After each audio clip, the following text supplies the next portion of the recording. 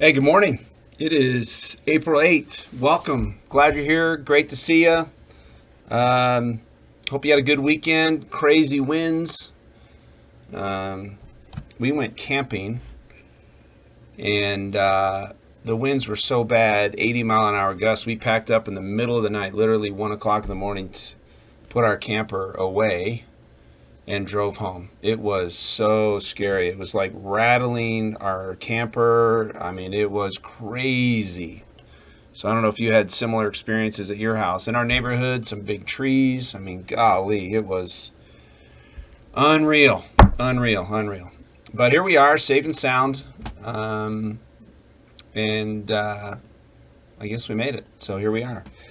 Let's kind of bust a move here. I just got a couple things. I've got let's see, we've got our Bye Bye Birdie teaser is tomorrow, so looking forward to that. We've got the eclipse today. So basically, what we're going to do is we're going to end fifth hour a little bit early. So we'll about 27, 28 after. We've got glasses for you. And then we're going to go out to the baseball field, take in the eclipse and just the majesty of just how amazing that is, a reflection of God's imagination and creativity and beauty and power and all of that. Just really soak that in and just how incredible that is, that the planets line up just that way. I mean, it's just incredible. We did this a number of years ago, but Denver was actually a little more in the direct path. In fact, basically in the direct path. This we're a little bit off. I think it's something like 60%. I think down like Texas, like it's the straight line, or the line. It's not straight, but the line of exact lineup is down south of us a little bit this time. But it's still going to be an amazing experience that we'll be able to enjoy. Just appreciate it. Just how incredible it is. So I just really encourage you to do that. We'll collect the glasses on the way back in, and then you'll head up to lunch. So it should be a pretty powerful few minutes there. Pretty cool. Again, the Bye Bye Birdie teaser is coming up. And then I just got one thing for the families that watch this, and the students. There's a resource. It's called Better Screen Time. Highly recommend. It has great stuff for families, and it's a really powerful thing. The website's really good. Like I said, it's got great resources for families as you kind of tackle screens and trying to balance screen time with too much and staying connected and all that stuff. I know it's not easy. I've been there. So anyway, it's called Better Screen Time, and I highly recommend it. In fact, let me pull that site up real quick. All right. So this is kind of the site, but it's really good. Highly recommend it. I'm on their email list, so this is obviously more us. You can probably find some stuff here too. But anyway, highly recommend. Quick calendar stuff. Again, the eclipse. We've got the 7th, 8th grade ACT on Drugs assembly today at the end of the day. That's just for 7th and 8th grade. It should be really good. And then the Bye Bye Birdie is coming up this weekend, so that's pretty cool. There's a Friday night and a couple of shows on Saturday. Our K8 program. Pretty cool. And then here's your Dining Hall cleanup crew. It's Kira, Kellen, Vivian, Lily, Kira, Delaney, and Nate are those that have the opportunity to serve. So thank you in advance for doing that. All right.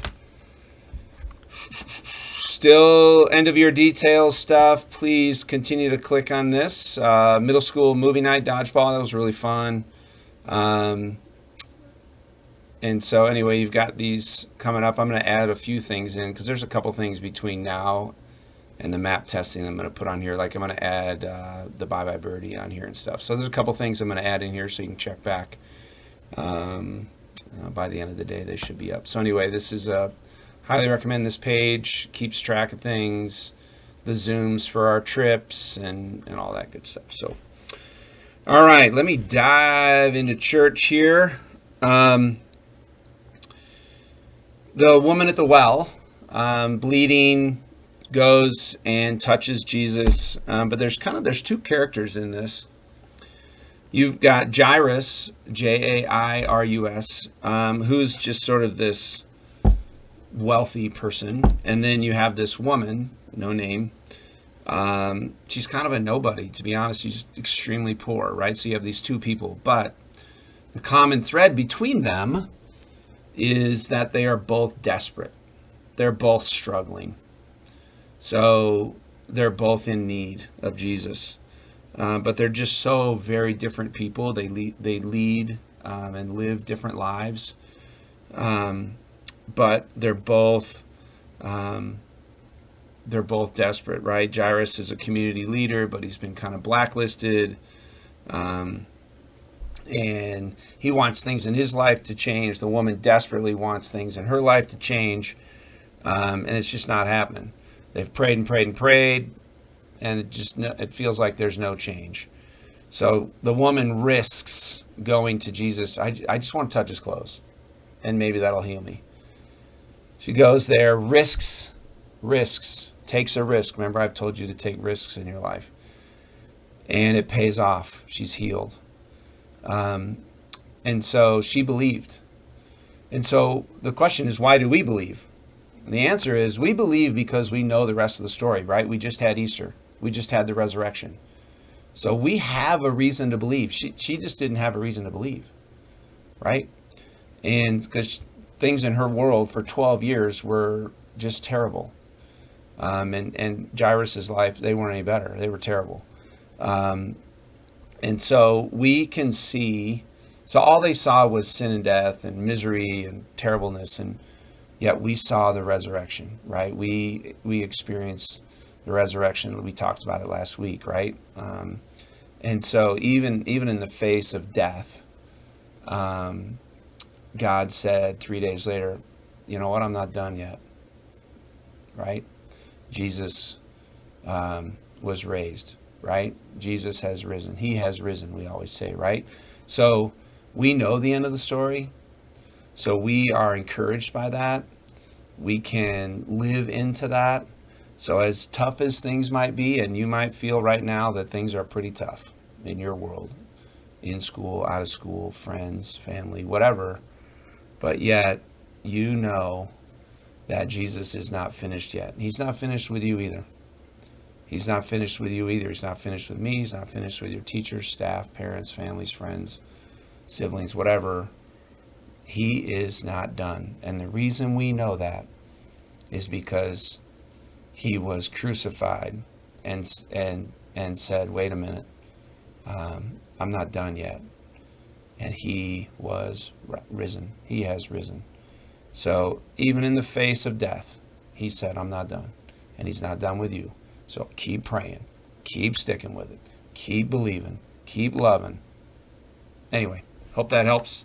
Stick with it, gang, because he is not done with you yet. So, all right, we'll see you later. Bye.